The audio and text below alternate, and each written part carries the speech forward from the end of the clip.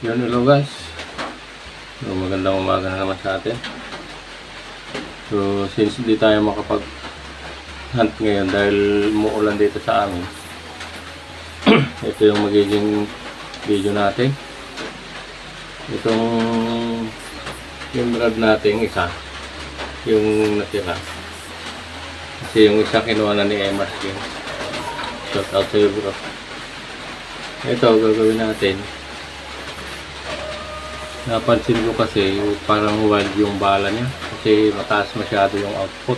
Paano masabi? Ng regulator natin ito. Naka 1.8 siya. Tapos naka-powerize yung hammer niya. Matigas. Kaya malakas masyado yung palo. Kaya pansin ko lang malakas yung buga ng bala. Pero hindi ko na-try sa ano to guys, sa chronograph kasi wala tayong chrono. Napapansin ko lang Gunggong! Barinig kita sa mukha eh!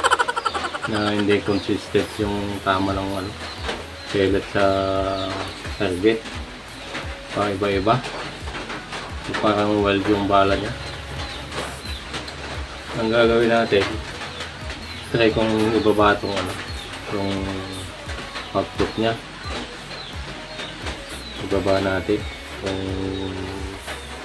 anong kalalabasan, kung mas magandang tama niya sa dito sa dating 1.8 na output.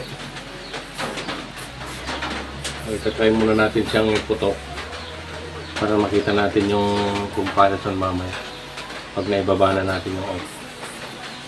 Kaya yun, stay tuned guys. Babakasin ko itong radio natin. Bubuksan natin yung regulator niya. Ibababa ko yung output niya. Ulit-ulit na naman eh. Ito yung limrad natin.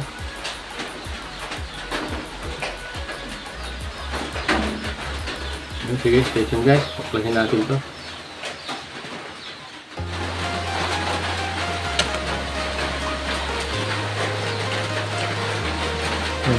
Try natin dito guys. Ito 5 shot tayo. 19.5 meters. Sobrang hangin kasi.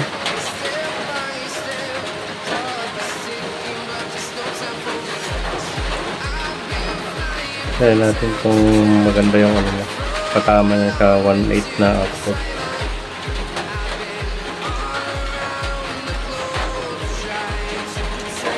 Sobrang lakas ng hangin. Ayan o. May bagyo.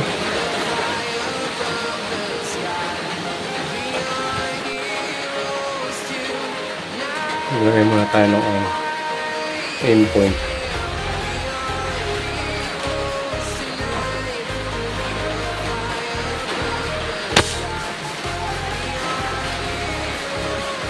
Yung aim point natin.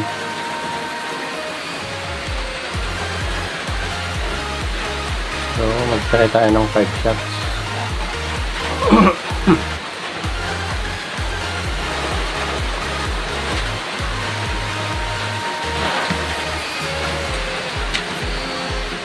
Five shots.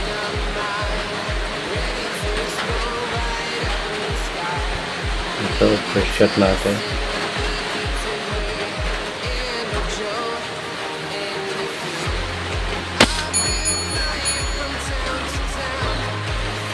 Dalawang shot.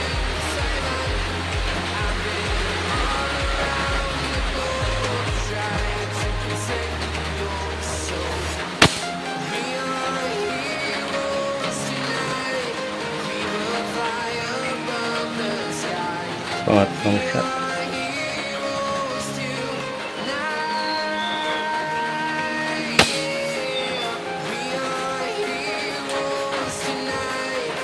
Pang-apat.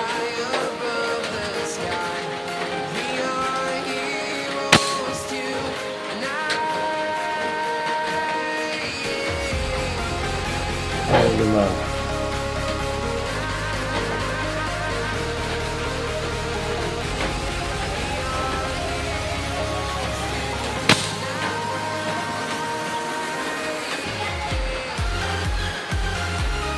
Yung 6. Ito yung aim natin, yung sa taas.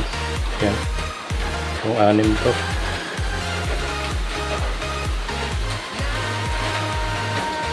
Ang hangin. Yan yung aim natin. Yan.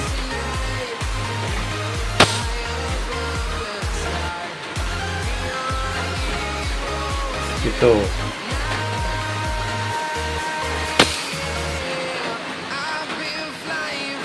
Walo.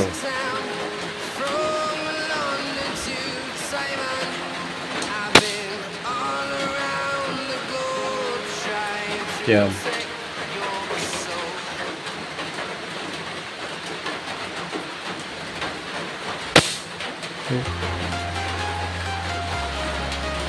Hindi wala.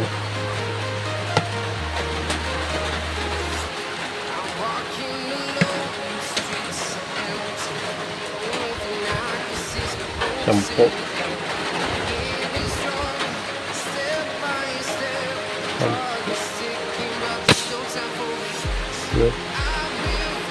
Yan guys, yung 10 shot.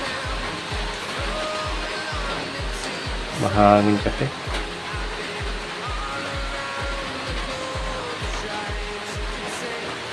Yan yung 10 shots guys.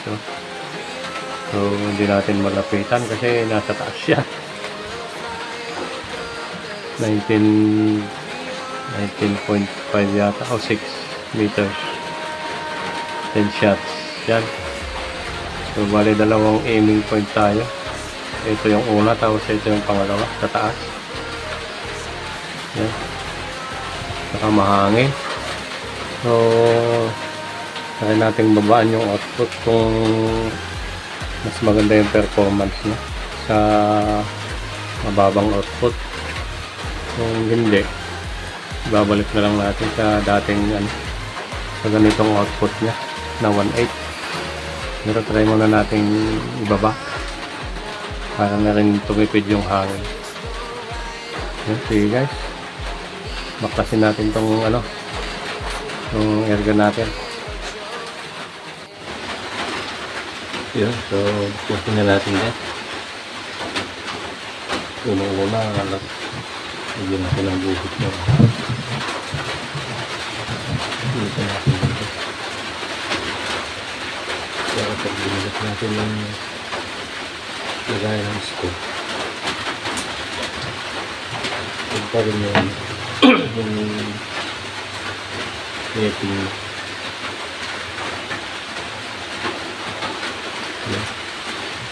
Gawin ko ito.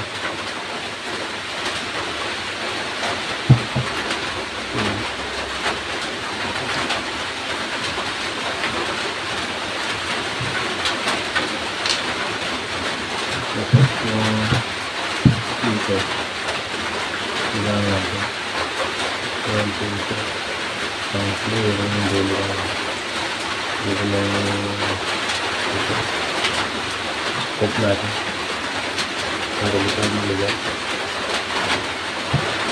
Sige, sige natin.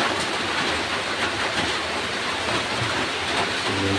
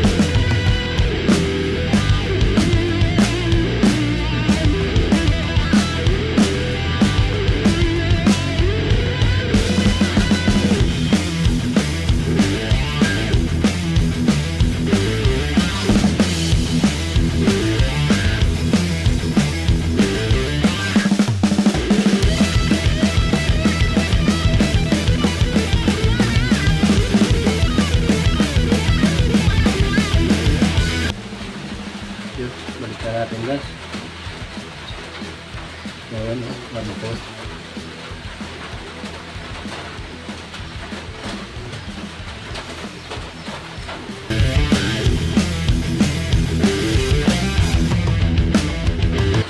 Kaya tayo 1.5. Yung laman niya 2,000.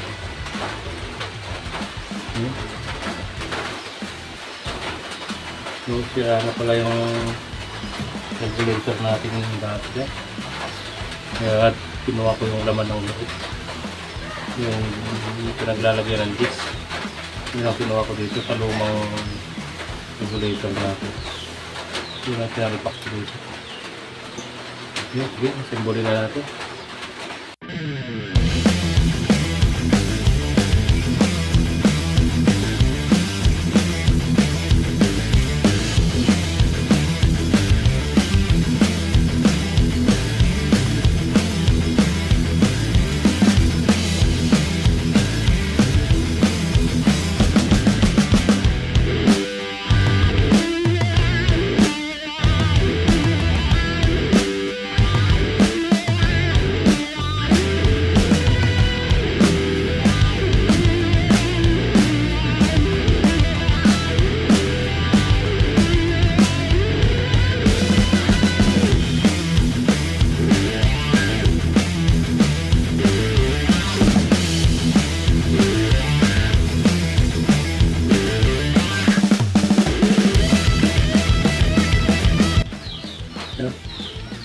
So, gawa muna tayo ng ganito.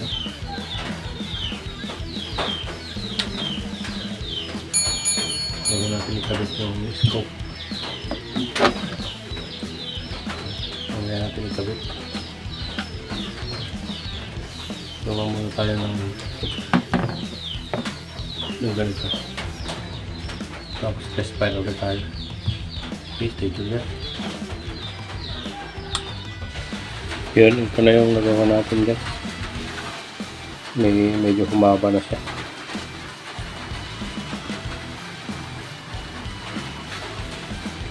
Yan, nakabit na natin yung scope. So, try natin yung patama ng 1.5 yata, 1.4 na output. Yan, may laman na 3,000. Yun, sige. Target tayo guys. Tingnan natin yung accuracy ng 1.4 na output.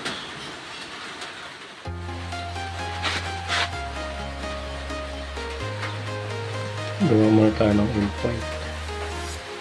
Ito ko daw.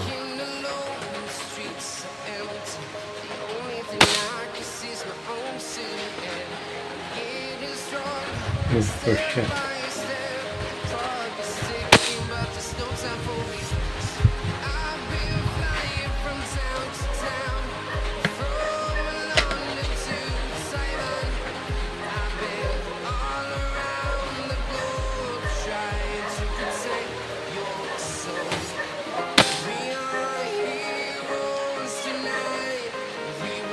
Pero please guys, kung kukunin natin angat nila.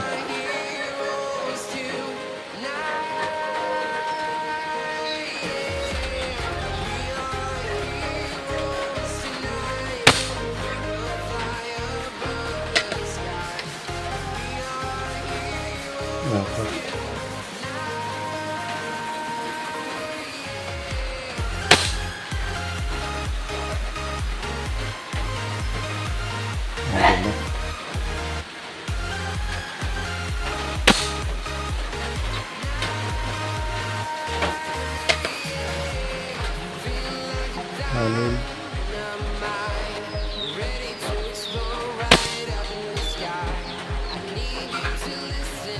Ito.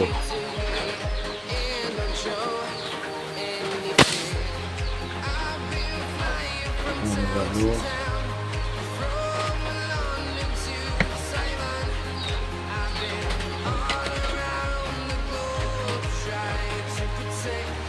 Tayo mag-aim sa baba.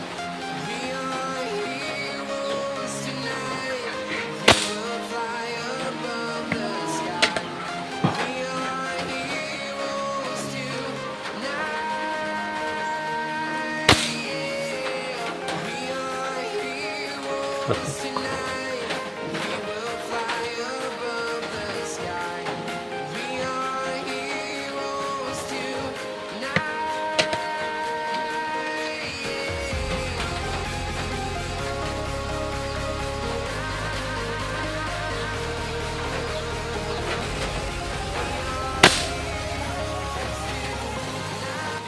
So yun guys, maganda yung groupings ng 1.4 na output kaysa dyan sa 1.8 kanina. Kalat-kalat. Ito dikit-dikit lang. Ano siguro yan, kasi mahangin. Try natin ulit mag-target pag wala ng hangin. Okay.